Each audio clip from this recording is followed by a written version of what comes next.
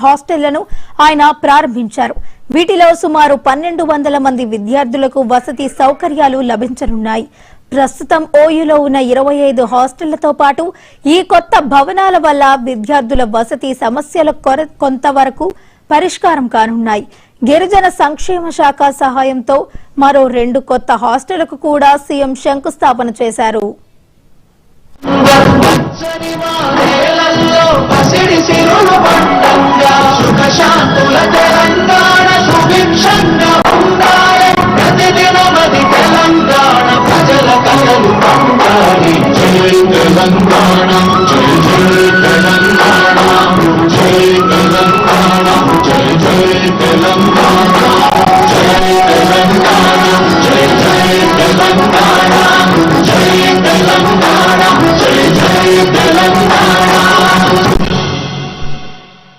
Thank you.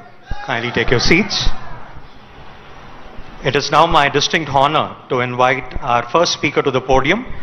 He is a visionary leader who has been instrumental in guiding Osmania University and charting its course towards brighter future. I request the Honorable Vice Chancellor of Osmania University, Professor Kumar Mulguram sir, to please deliver his welcome address and report.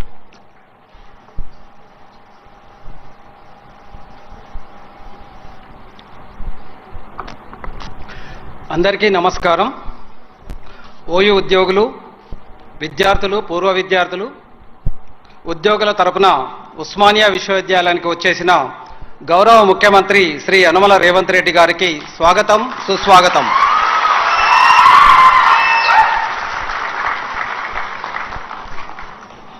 సాంఘిక గిరిజన అభివృద్ధి సంక్షేమ శాఖ మాత్యులు గౌరవ శ్రీ అడ్లూరి లక్ష్మణ్ గారికి స్వాగతం.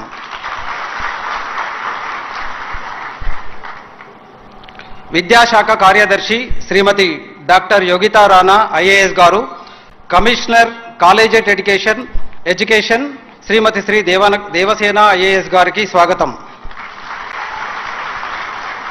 అట్లాగే గౌరవ registrar garu professor G Naresh Reddy, OSD to vice chancellor S Jitendra Kumar Naik garu, అలాగే అతిథులు, ముందు కూర్చున్న అతిథులందరికీ కూడా నమస్కారం.